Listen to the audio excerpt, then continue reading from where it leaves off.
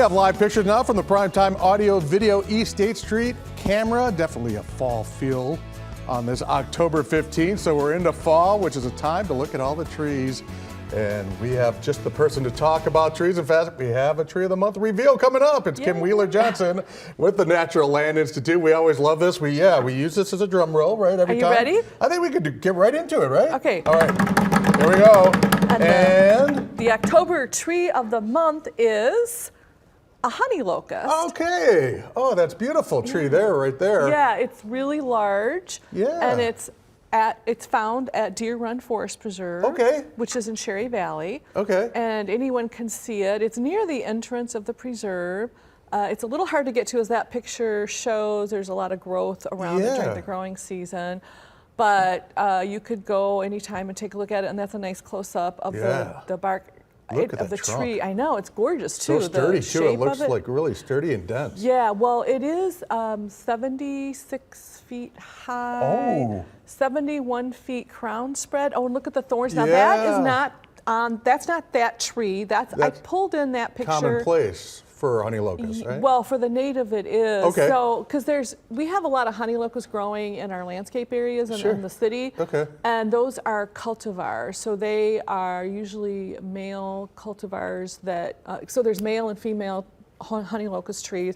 And the male cultivars don't have the thorns, which is what you want in a landscape area. But out in the native forest preserves and the natural areas, they'll have thorns. Now that one is from the legacy tree, and you see some thorns, the red color thorns on that up high.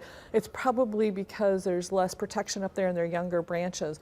And then the trunk of this legacy tree doesn't have thorns, but that's because it's such an older tree. It has a really thick bark, which helps protect it. Okay. So this is a really old, this particular tree, I don't know how old it is, but honey locusts have been around for thousands and hundreds of thousands of years. I think. Because the mastodons and mammoths of many thousands of years ago used to be around, so it grew thorns to protect itself from those particular creatures. And now it doesn't have to protect it from those Isn't that neat how nature takes charge of that and protects, it's really mind-boggling. Yeah, it really is. And it's pretty, I've heard it's an invasive tree. It's easily adaptable, so you can find it a lot of different places? Yeah, it's not really invasive, but it grows well. It grows easily and fast, so that's another reason why it's a good landscape tree for the cultivar of native honey locust. And I just want to mention that the person who nominated this tree is the executive director of our Natural Land Institute, Alan Branhagen. And he goes to Deer Run Forest Preserve often to take a walk because he likes to get his nature fix pretty often, and that's one of his favorite places to walk, and that's where he saw the tree. But he's been aware of it for a long time because he used to live here and work for the Forest Preserves of Winnebago County back in the 80s and early 90s. So he was aware of that forest preserve, of course, back then, and the tree. So it's always been one of his favorite spots to walk around. And he's leading a hike there this coming Saturday. On the 18th at 1:30, meet at Deer Run Forest Preserve at the main entrance. And it's a free hike, but we do ask that you register on the WinnebagoForest.org website. That's the Forest Preserve's website. Yeah. WinnebagoForest.org is their website to register at the calendar for this particular hike. And he's going to be leading. He'll talk about that and show off that legacy tree, that honey locust. And then he'll show off, he'll walk around. He'll take us on a walk around the trail to show off other trees in that preserve. And some of those pictures show green leaves right now. And it's good to be the October Tree of the Month because we're approaching that fall foliage. So if you go and visit it, the change of the colors too. So that'll be exciting as well. Yeah, it'll be fun to see the colors. Yeah, it feels like we're a little behind on fall foliage. I just got back from vacation in northern Wisconsin and it is at peak. It was unbelievable. I showed you a picture of it. Yeah, it was really beautiful. And I've been noticing that our colors aren't changing quite as early as they usually do. Maybe it's the dryness. Later. It could be the drought that's making colors change slower.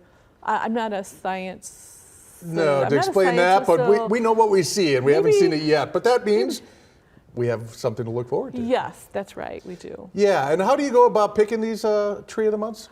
Well, anybody can nominate a Yeah. tree if you see it. If it can be something that's really large. It can be maybe the largest of a species. It can be unique. Maybe it's a unique shape. Maybe it means something. It can be significant to your family or to the neighborhood or to the community for some reason. So historical and cultural significance is always a key factor in choosing the tree. So anyone can nominate. You go to our website, naturalland.org, and look for the legacy tree information. On the homepage, there's these sliders, and one they slide through information. One says legacy tree, or you can scroll down a little bit, and there's a button that says legacy tree program, and you can click on that to get to the information and the online nomination form. Okay, we just saw the number on the screen of there, or at least the website to go to. But tell us a little more about the Natural Land Institute and what it's all about. Well, Natural Land Institute has been around since 1958. Okay. We're a land conservation organization. So we protect natural areas, and we help individual landowners protect their land too with something called a conservation easement.